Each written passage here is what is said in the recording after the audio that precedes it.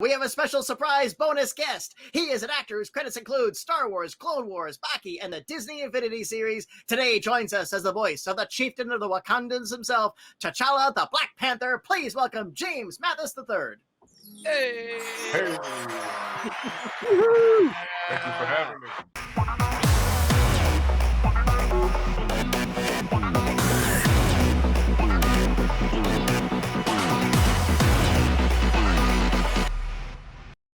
Welcome, friends and fans, to another edition of GalaxyCon Live, where we are bringing in the convention experience directly to you. And today, we are going back to the Avengers Tower with 4 amazing actors. So without further ado, let's assemble these Avengers. Our first guest is an actor whose body of work includes Ben 10, Omniverse, Transformers Animated, and the game. Today, he joins us as the voice of Sam Wilson, aka the Falcon. Please welcome Bumper Robertson. Hey! Hey! How are you? I am good, boss. How are you today? Good. Cannot complain at all. Oh, so glad to have you here. Before we get to Avengers stuff and everything on else, I have to ask you about a little movie you did as a youth called Enemy Mine. Yes. I'm dating myself. You're getting us both. Yeah, probably. Enemy Mine, I know it was a bit of a troubled production, but I think it ended up being still it's a wonderful matinee movie for its time. I recommend it constantly, and people always come back to me and said, that was great. So, of course, you play the character of Zami, a very integral character in the story. And just real quick, what's your take on it looking back? Couldn't believe that I actually did 3.5 hours of makeup as a 10-year-old kid. Wow. At that time, as you can see, the color contacts in my eyes, they didn't have one contact then. You wore a clear contact on your whole eye and then had the color one on top of it. Wow. I developed a corneal ulcer from it. So Ugh. it was battle tested. I didn't know you could get such a thing, but oh man. I'm lucky to be alive. So you're in the makeup chair for 3 hours. So that left what, 2 hours of shooting time with you? Being a kid, you had a limited amount of access. It was crazy. Yeah, you know, that's funny because I had to do school too. I wonder if I'm owed some overtime. Oh well, hey, you know. Right. All right, you take that up with SAG, and again, thank you for joining us here. And again, you're Falcon, you're knocking it out. You also knocked it out as War Machine as well in the previous show, but I think we may talk about both the shows since they do tether into each other. So, yes. Well, thanks for joining us. Absolutely. Our next guest is an actor whose credits include Transformers, Looney Tune, and Star Trek Lower Decks. Today, he joins us as the voice of the Hulk. Please welcome Fred Tatasciore. Hey. Oh, sorry, I pressed the wrong thing. Hey, how are you? Good, Fred. How are you? I'm great. It's an honor to be here. Really, thank you for doing this. The absolute honor is ours. Again, I've been a big fan of your body of work quite some time. So many roles, you know, and Yosemite Sam is probably my favorite of Bugs' antagonists. I know everybody says Elmer Fudd. Elmer's great. Elmer's the Lex Luthor, but Yosemite is the Brainiac. He's Brainiac, kind of the Bane, kind of. Avengers Assemble. I'm sure that I broke an NDA on that somewhere. That's fine. And again, and as the Hulk, which you've done in several shows, again, you keep knocking it out, and thank you. And it's a deceptively. Anybody from the outside would say, "Well, what's the big deal about the Hulk? It's just," but no, it's absolutely not. And you've conveyed a lot of subtlety in that character, where a lot of people may not have been able to find it. You know? Thank you so much. They really gave me a lot to work with. You know, in all the incarnations of Hulk, there's so many different ones, from Savage Hulk to like kind of Big Brother Hulk to like Nice Hulk to you know, they're like, and he evolves. And I've been really happy to be able to walk in those big green feet through each one. The main thing we were talking about before, a lot of people miss with Hulk, is that, you know, a lot of the time he just wants to be left alone. So there's a little more quiet strength that a lot of times he has that that people don't often associate with him. Yeah. And Lou Ferrigno agreed. We agreed on that one. We did panels together, and so. Oh, that's hey! If you got Lou Ferrigno to agree to anything, kudos to you. Oh, he was awesome. He's great. Love that guy. Absolutely. I think you nailed it for me early on in Earth's Mightiest, where it's just like, what radiation is this? It's gamma rays. That was one of my favorites too. He's like, yeah, I know what it is. It's gamma rays. Yeah, come on. I was the doctor. You know that, right? Yeah, I get. I love the duality of when he's able to pull from Banner's consciousness and those. Oh yeah, yeah. Two parts of the whole. You Absolutely. gotta have both together. Yeah, absolutely. Well, Fred, again, glad to have you here. Thanks so much for joining us. Thank you. What an honor. Indeed. And speaking of honors, our next guest is an actor whose roles include Miraculous, Tales of Ladybug and Cat Noir, Popples, and Bleach. Today he joins us as the voice of Scott Lang, aka Ant-Man, and sometimes Giant Man, depending on his power set. Please welcome Grant George. Hey. Thanks, Fred. Appreciate it. Grant, how you doing? I'm doing well. How are you, Patty? I am doing my best here in Orlando. Where it's a curious state, and the leadership here has some curious notions of safety and everything else. But hey, right to work state. What can you do? Exactly. waiting for Disney to bring us equity actors back so I can go back to my voice actor gig. But in the meantime, how are you? I'm doing pretty well. Sticking this all out. It's actually been very good for me. I like it. I like sitting in a room all by myself.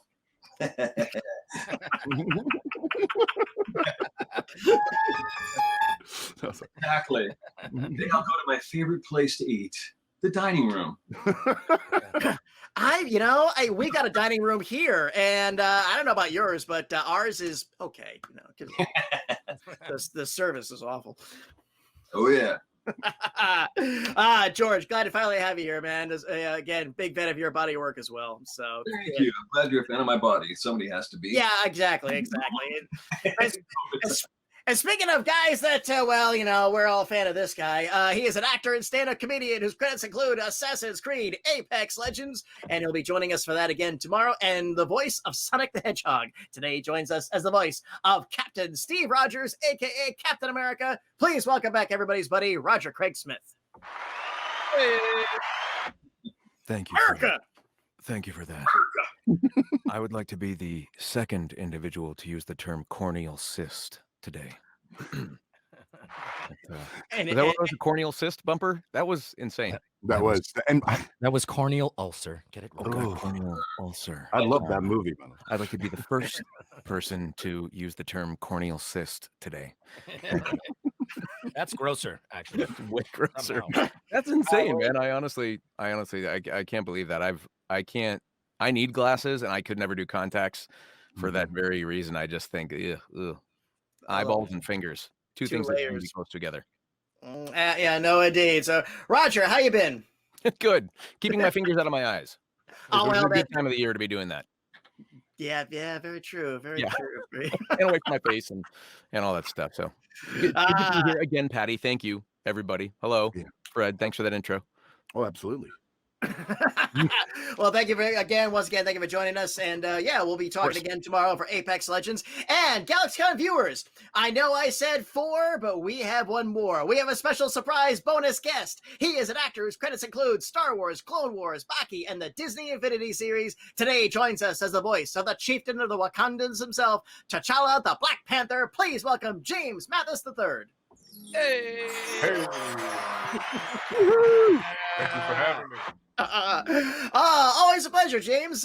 We year and a half ago, back on our physical show days, we did several panels and stuff together, and it was an absolute blast. And I miss seeing you. Likewise. We got along famously. Indeed. Has your new year been well? The new year is amazing. My kids are learning faster than ever and growing twice as fast as that. It's beautiful. I can't complain, man. We got a changing of the guard. And I'd like to think that brings about a bit of hopefulness for a lot of people, and I'm all for that. And plus, the LA teams won, the Lakers won, the Dodgers won. Hey, can't complain about that. No. Absolutely. I know some people said it was off to a rough start, but I just think the early part of this year was just shaking off of the detritus of 2020. Sure. I'll take that.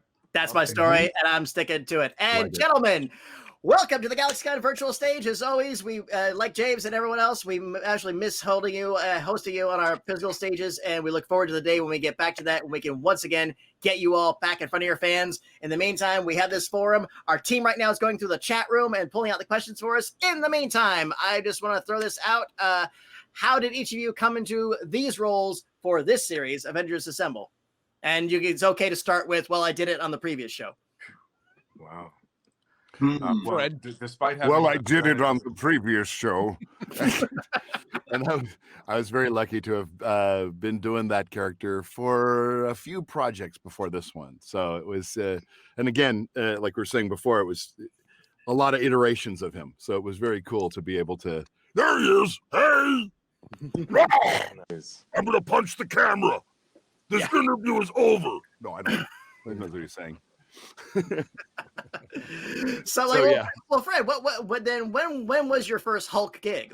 Actually, it was a Vivendi game. I think I played for a video game of all things. And it was, I did do some. What was it? Yeah, it was just basic the Hulk smashing and mostly nonverbal stuff. But it was definitely a Hulk. And then it was Earth's Mightiest Heroes. Oh no, Hulk versus. That was it. The film series. That's where it really kicked in. And I had auditioned. It was a weird thing because I didn't originally wasn't asked to audition for that. It was, I think there was some other projects where I was like Thor and a few other things. And right then and there, they're like, why don't you read for this guy? This is what you should be reading for. I'm like, oh yeah, I'd love, yes. I've always been a fan of Hulk. So it was really I've always been a fan of this stuff. So it's a really huge deal for me. It was very odd to be able to do something that I've been into for so long and now be able to have a voice in it was a real honor. And being in Hulk versus, that means you could technically put Loki on your resume too. Right. Yeah. So say for this, yeah. So. Yeah. But exactly. No, it was really that was a throat ripper. That first one with Hulk was the hardest, probably the hardest transformation I ever had to do. Indeed. So, James, when did you take on the mantle? I began my work as T'Challa in Earth's Mightiest Heroes, and that premiered in 2010. And despite having played the role in that series, I still had to audition for Avengers Assemble. But it was great. It was kind of like the movie where there was a challenge to the throne, and it was awesome. It was awesome. True, and you've been the de facto to animated T'Challa ever since, for the most part. Yeah, thankfully, we've had a pretty good run. It's been great. I've grown with the character. I've learned a whole heck of a lot more about him. The more I've played him, was grateful to have gotten Stan Lee's blessing. And he's an awesome character. And I'm sure he'll be in capable hands, whoever should take the mantle from here. That's really good because, as we all know, Stan never had a good thing to say about anybody ever. So to get that in perpetuity was. Hey, well, we learned a lot of us were there. We learned that Black Panther was his favorite character, and that was super awesome. Indeed, he had gone on record and he had said that. So, well, again, I thank you as a fan of that character for absolutely bringing the regalness and the dignity and the intelligence to T'Challa, and that's always been his dominating thing for me. Actually, is the fact he's the cleverest guy in the room. Thank you. I appreciate that. I would have to share that certainly with the writers, the directors who directed me, and the actors off of whom I played. Absolutely. So, who's got a Grant? How did Ant-Man begin for you? I got an audition from someone I had worked with on a couple of video games, and I was kind of coming in late. I think probably the second season, midway through. So they'd already been assembled. I was, in fact, the new guy, which I think was one of the names of the episodes. In fact. And I was looking to see if there was any kind of news about this. And this was before the Ant-Man movie came out, because Marvel does their cool idea of positioning things where they introduce these characters as the movies are coming out. And lo and behold, I look on the interwebs and I see that Paul Rudd is playing playing Ant-Man. I'm like, what? I went to school with Paul Rudd. I was at the American Academy of Dramatic Arts with him. And he was one of the first guys there that kind of took off with his career and started doing stuff right away. So there was this competition, of course, with all of us who were in class with him. And we're like, yeah, Paul can't have this. He can't be Ant-Man too. I'm Ant-Man. Then I realized it was obviously camera. And I always. Absolutely. Bumper, how did you take over Falcon? There was a cereal eating contest, and I auditioned.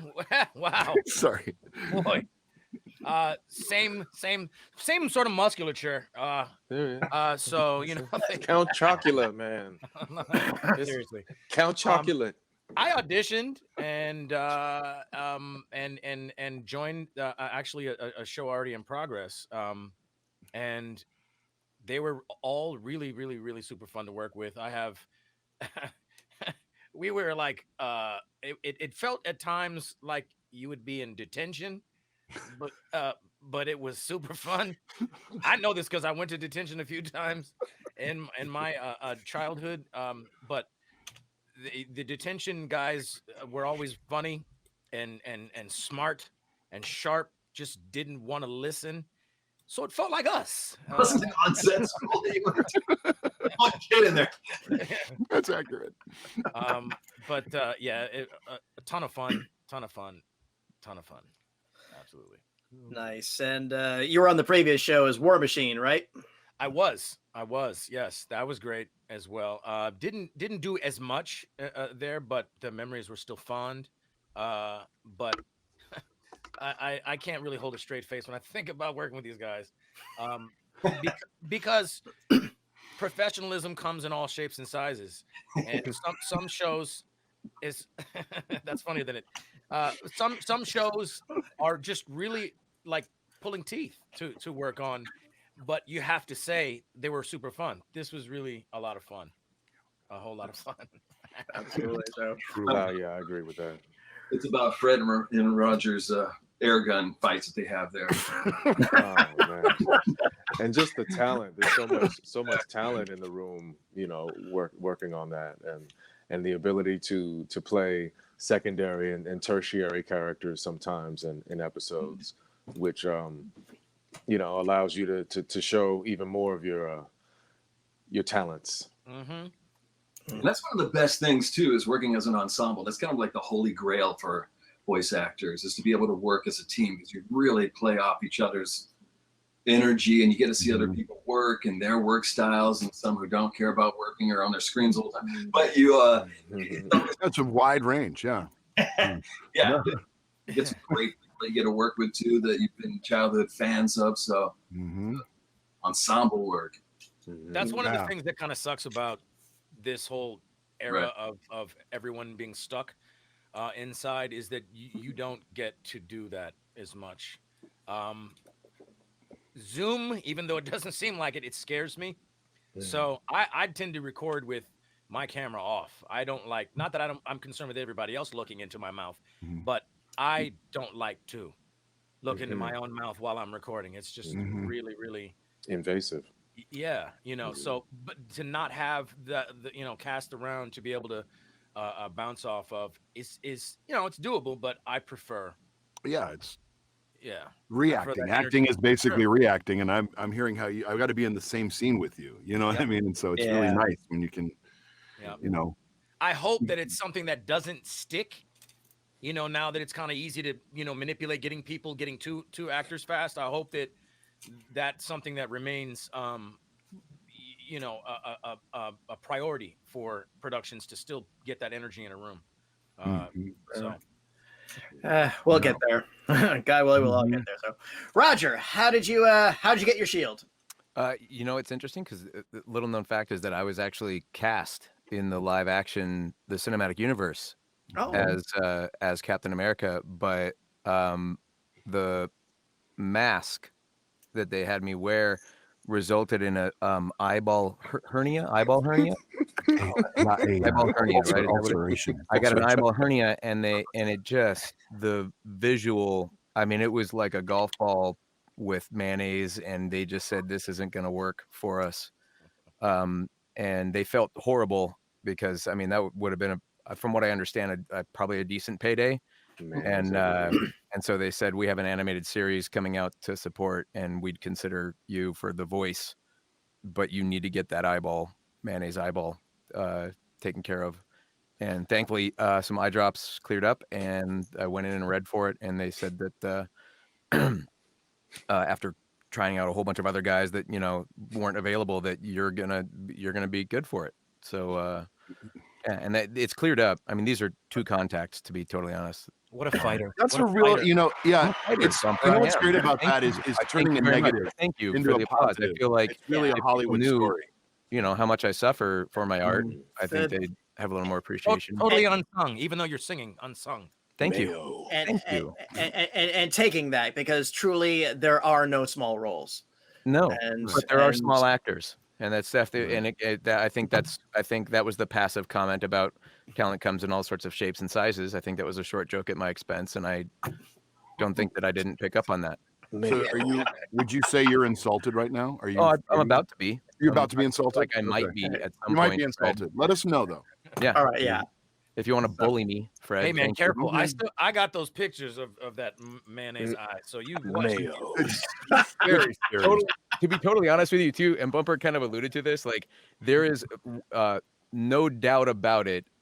I would leave Avengers Assemble sessions with a hoarse voice, not always from having to do the fighting efforts that, like, you know, these superheroes are always engaged in, but from literally all the laughter. that would Good happen. ab work. It's In amazing, between, amazing it was- ab work. Yeah, literally, there were times where I was just like, I cannot believe we're getting paid for this.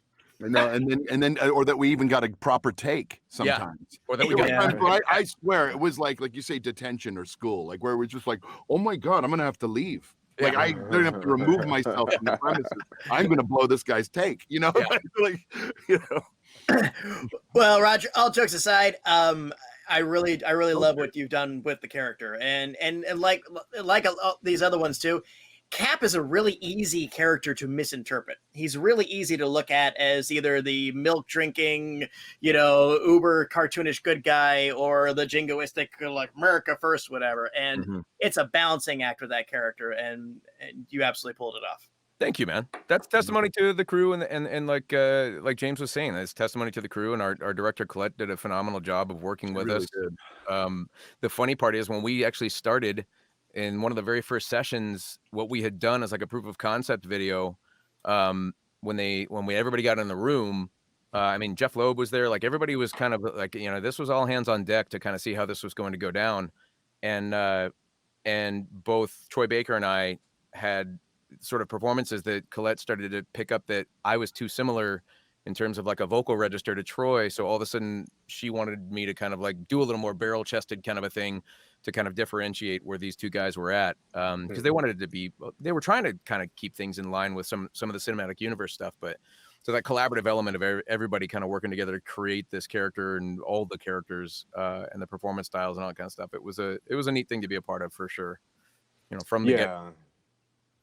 I actually went back to my audition 2 more times because I was too close to Troy. So thank you, Troy, for having me. I know, Troy. It's like, you know. But this Ant-Man was written with that same sarcasm that you know you have there, so they had to really kind of work me into a different voice, which I ended up not using. So it was fun. Right on.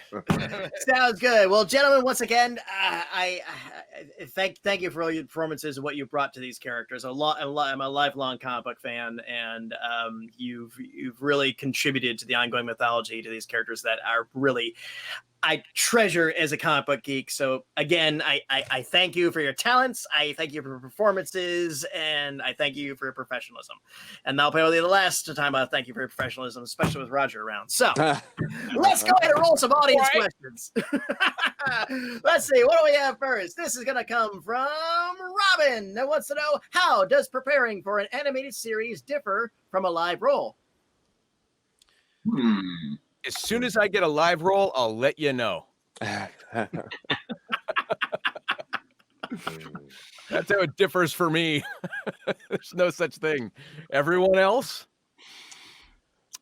There's a What lot. was- I would say, What I would question? say it's not. It's just acting. You know what I mean? It's just basically you are just playing if it's a voice or if you're being seen on stage or a camera or whatever. It's you kind of go through a lot of the same process of just who is this character, what do they want, and where are they going, and what are the qualities that I can bring.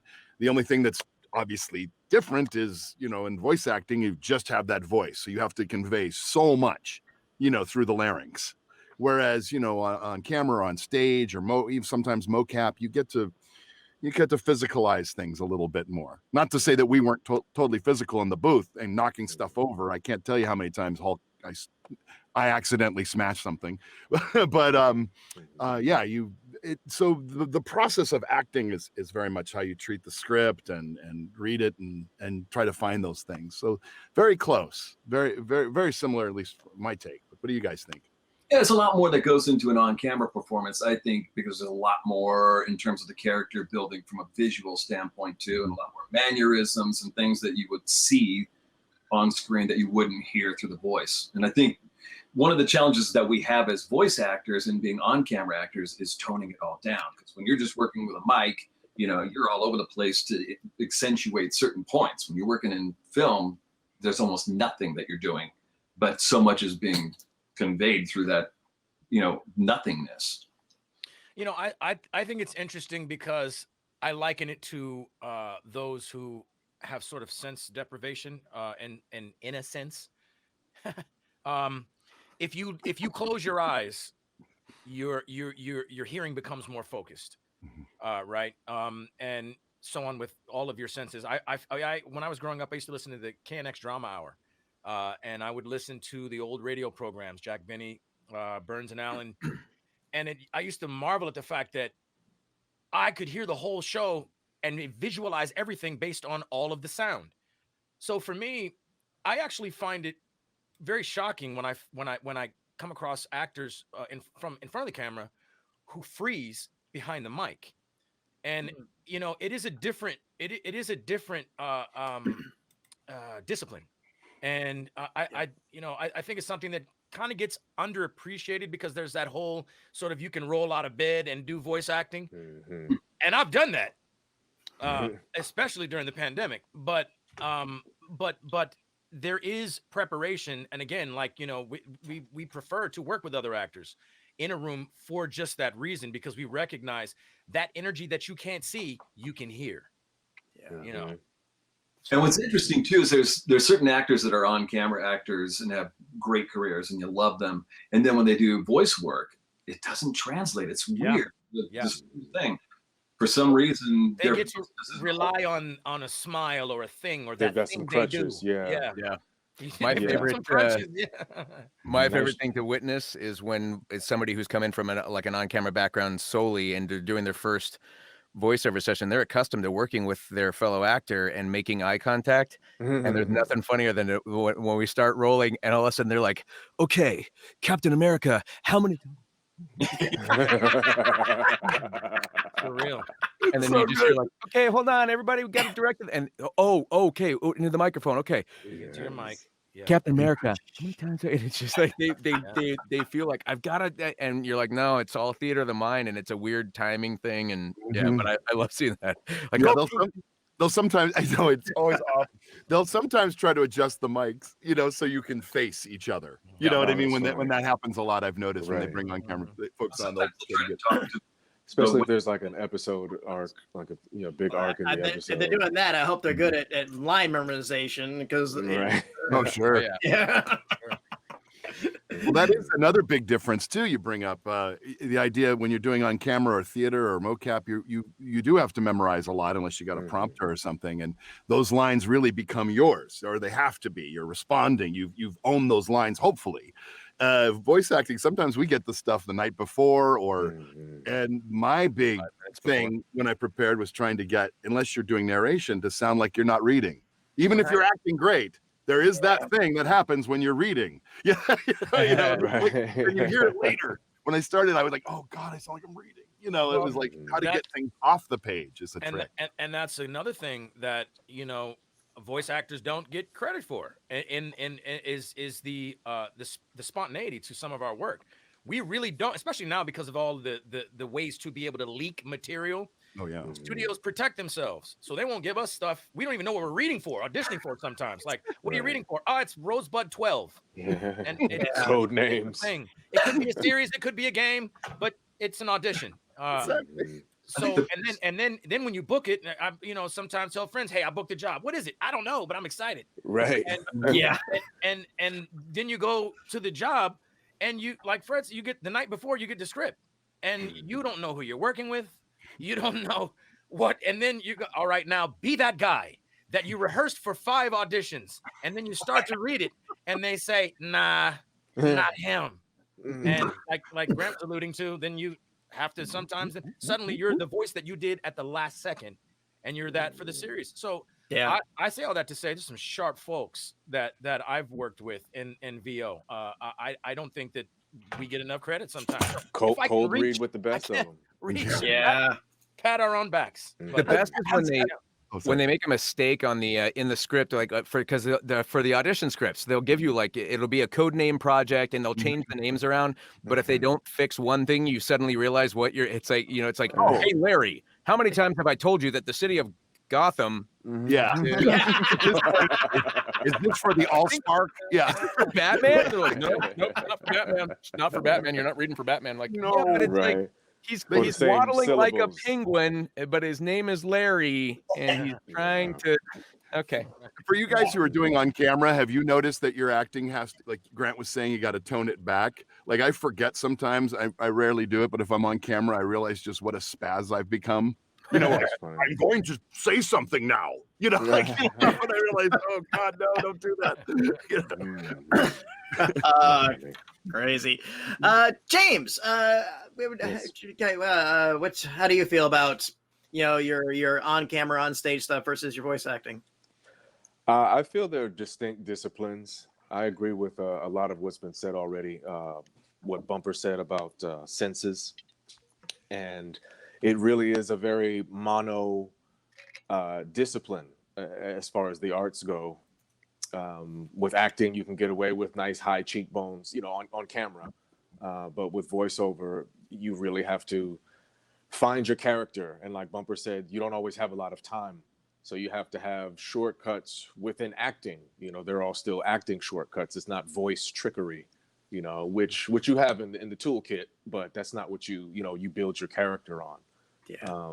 And I think it was suggested earlier that you put a lot more time and work into the things that you have to memorize, and you're heavily vested in it. You own it a bit more than you do per se in the voiceover world. But the commitment as an actor is no less behind the mic than it is on camera, because the stakes could be high. I mean, you could be the voice of insert huge product, like it's not all animation, or Black you could Panther? be that.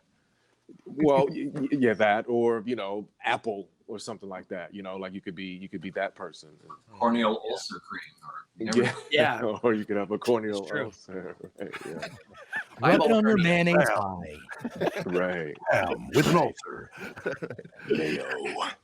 Hey, Bob, is that mayonnaise in your eye? Have you heard about the new cream? Right. Crazy. Robin, thank you. Great question to start us off with. And from my 2 cents, I do like getting paid 4 hours for a 20-minute costume fitting. So I'll take that when I can get it. And this one from Eve. What do you have in common with your Avengers character? Nothing. Fred. Fred. I'm a thinker. Ant steaks. I have that in common. Kills ants on contact. I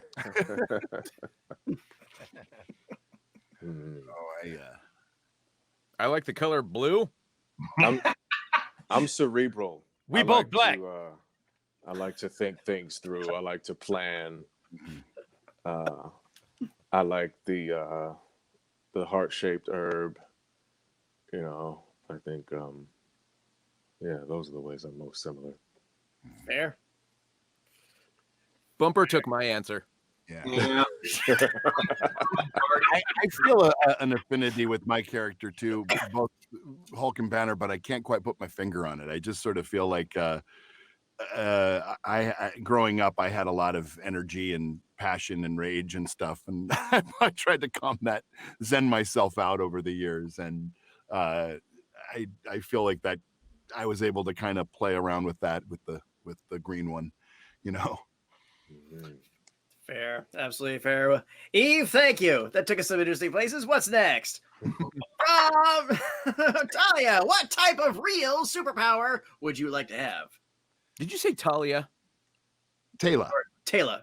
Taylor. Taylor. I mean, Ah. you know, I mean, they're let's both go back nice to one, names. guys. Let's go back to one. We had a flub on that one. Can we go back to the top here? That invisible one going in the Sorry, Patty. Hold I on. believe it's pronounced Taylor. Can we go back to one? Okay. There was a smudge on my glasses. I may be getting a corneal ulcer. Try that again for a moment. Okay, all right, everybody settle. We're good. Gosh, I mean, in the real sense of the thing, I would love to be able to cure illnesses. I would love to be able to, do something that Fred, would. sorry, Patty was going to ask the question again. Fred. Oh, sorry. I'm sorry. let's Take it go over. ahead. Patty, Okay, the mic sorry. is yours. Okay, ready. You're not going to give me the beeps. And here's from Taylor. What type of real superpower would you like to have? It's a bit much, Patty. I mean, honestly, it was a little, yeah, it was a little. Have you That's done a great voiceover one. before, or? That's a perfect question. Answer the goddamn question. I don't want to fly. I want to fly. Doesn't everybody want to fly? I know Shapeshift and fly. Fred, you had a lovely answer. I know it's but- like such a typical thing to say. I'd rather fly than cure diseases. I think. Ah, I Yeah. want to be able to perfectly pronounce all names at all times. Really good. I'd And love to remember- and manipulate remember time. name. I got your name right, Which one? Fred. I think you got it right. I have trouble pronouncing it, so you did pretty great. from what Okay. Mine would be time travel. Oh, Well, okay. What would you do with that?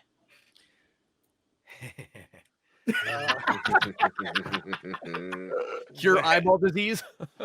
Yeah. Oh boy. I'm a history buff, so I'd probably go back and stir stuff up.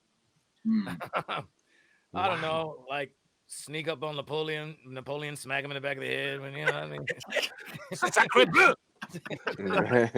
Squeeze his head. You know, I mean, stuff like there's time travel. I don't want to get myself in trouble. There. I remember things when I was a kid, and one was being the Hulk. I remember I wanted to be the Hulk so I could go rip people out of car accidents. I remember just being childhood and I had a dream of that. I also, when I was watching Jesus of Nazareth as a child, had a dream that I was sitting up against those backboards that they have on the playground. And we had a deaf school that was built into our elementary school. And I had all my friends go out and bring all the children who were hearing impaired, and I would put my hands on their ears and they would get their hearing back. So that'd be kind of a cool thing. Yeah. Able to heal people too. Wow, me and frivolous traveling sounds like a real heel. Wow. Man. I just Hitting Napoleon. Why? It's so serious. Hey, I want to kick Caesar, slap Napoleon. Thanks. I just wanted to sing like Freddie Mercury, but James. Wow. Yeah, I want all of those powers. That's what sucks. I want to be able to manipulate time. Yeah. Not necessarily for travel, although it does sound like fun. But probably with some angle of healing.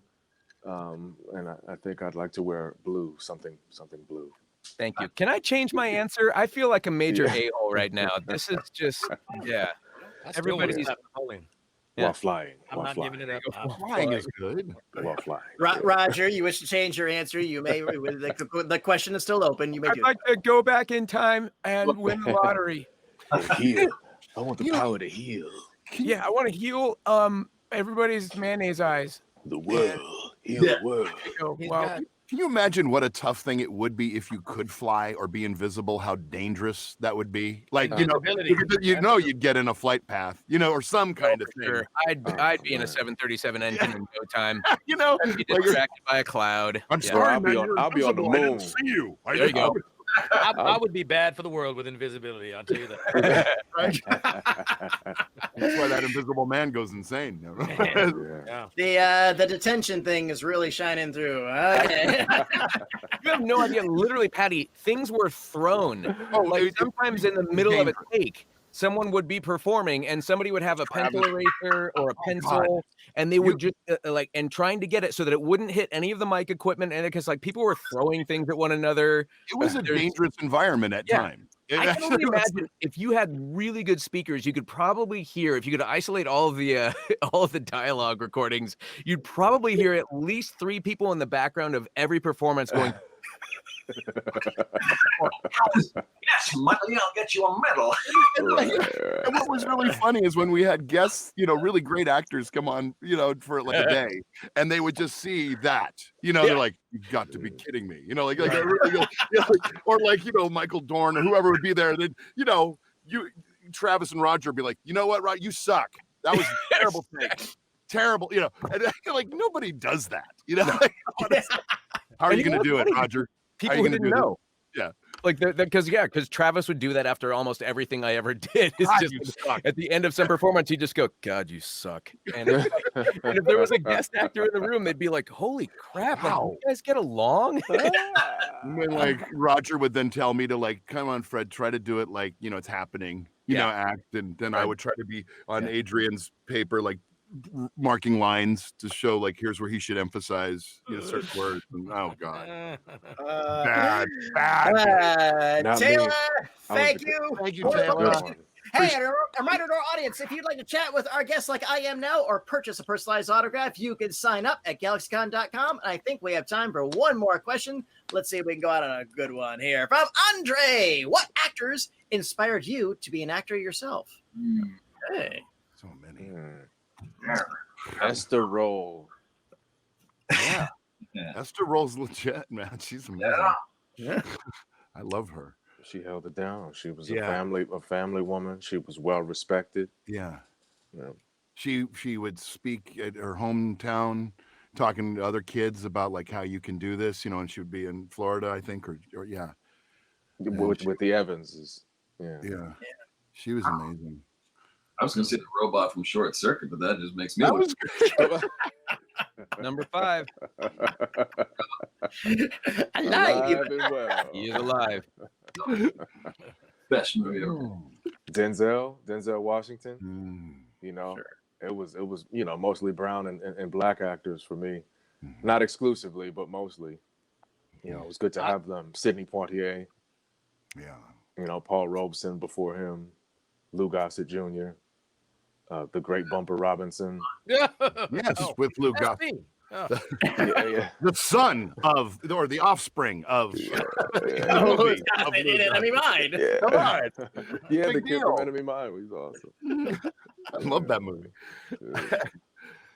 Oh, man. Loved Anthony Hopkins. Gosh, there's just so many. Yeah. I mean, I started when I was really, really young. So for me, it was such an interesting perspective because I just was in it, but I worked with Bill Cosby in the first commercial I did, Jello Pudding Pops, and then with O.J. Simpson, the first on camera project I did.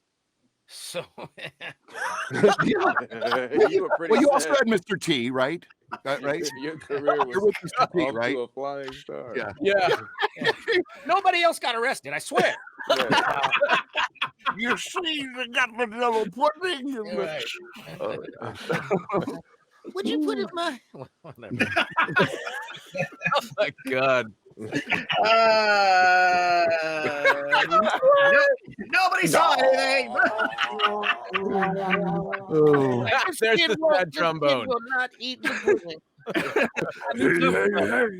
The sad part is how true it all is. Everything you're Like the saying, and yet pudding. you're like, yeah. So I mean, You're real into that. those are some of my early influences. They were. And anyone in comedy. You know Eddie what I mean? Murphy, Seriously, Eddie like, Murphy for sure. absolute. Yeah. And I love that Fat Albert show. I I just love like. Eddie. Richard All I Pryor, think Eddie of is Murphy. comedic performers. That was when it first came online for me. I think, was just kind of going, oh, what is that? Who could do that? And I cannot believe I brain fart on names all the time. From Singing in the Rain, Gene Kelly. Gene Kelly No. or Donald, make him laugh. Donald, Yes. Donald, Oh, no. Eddie Murphy, Savion Glover. no, Donald O'Connor. not Donald O'Connor. Is that it? Is that Donald O'Connor? Hold on, is that what you're talking about? We're all Googling now. Yes, yeah. O'Connor, make him laugh. I mean, it was like, as a little kid, my mom. That was amazing. I agree with that. Yeah, and that's still, when you watch what, like, some of the earliest performers. Donald like, O'Connor. Okay, Donald O'Connor. Yeah, I always want to something Gerald, but no, the early performers, like back when, really and truly, if you were going to do anything in this industry, it was like you had to be a triple threat. You had to be able to, act, sing, dance, and some of these folks that were doing that as well as the comedy, as well as all that stuff. It's just incredible to think like the earliest forms of what being an entertainer was. Thankfully, I was introduced to a lot of that stuff at a young age, to kind of see like, oh, okay, so there's things you can do that can alter somebody else's mood, or how they feel in that moment. That's kind of cool. That's a neat thing. And for me, it was always comedy, though. Comedy was so I think a lot of the stuff wasn't so much acting. I think it was just comedic people that I was drawn. And Monty Python was great. Yeah, to Roger's point, yeah, that generation, they were entertainers. And like I said, they were just, the trunk shows, vaudeville, burlesque. They were just, it was on stage and they could make a dime. They learned the skill because there were no schools. That's what you did. It's weird to think that we might be like 50 years out from somebody going like, well, it was an Instagrammer that had like a lot of followers, and they'd make these like 10-second videos that were so funny. We would watch the TikTok. And it was a guy who'd make pasta and showed you how to make a very good pasta. And this guy with the thing there. Oh yeah. Salt Bay. Salt Bay. Yeah. Uh, I used to listen to death metal. Rubbing my head, and it really hurt after a while. Guar. I like a good guar song. Those boys knew how to play their music. NWA. I served a chunky and a womanizer, but you could call me the Salomonizer. Andre, thank you. Fun question to take us out on. And GalaxyCon viewers, this has been my time with the cast of Avengers Assemble, but it absolutely does not have to be yours. If you'd like to chat with our guest or purchase a personalized autograph, please sign up at GalaxyCon.com. And while you're there, check out our schedule of upcoming events just like this one. Gentlemen, this has been an absolute blast. Any final words for our audience before we go backstage? When do we start? Focus on your goals. Are we starting? Yeah, are we gonna roll? Be the change you want to be in the world. No. And you guys are beautiful. Thank you. You guys are awesome. Believe in yourself. Yes, we are just honored to be here, and I'm just so glad you guys have been hopefully enjoying the work. It's wonderful. Thank you, GalaxyCon, for getting us all together. It's been great. Yeah, thank you. And thank you, Patty. Oh, God. Thank you, guys. This has been my absolute treat. As always, it's my pleasure to serve you all today. Thank you once again for joining us. Thank you to our audience for joining us. And thank you for all those great questions. Thanks, bye. Bye-bye. And please, Avengers Assemble!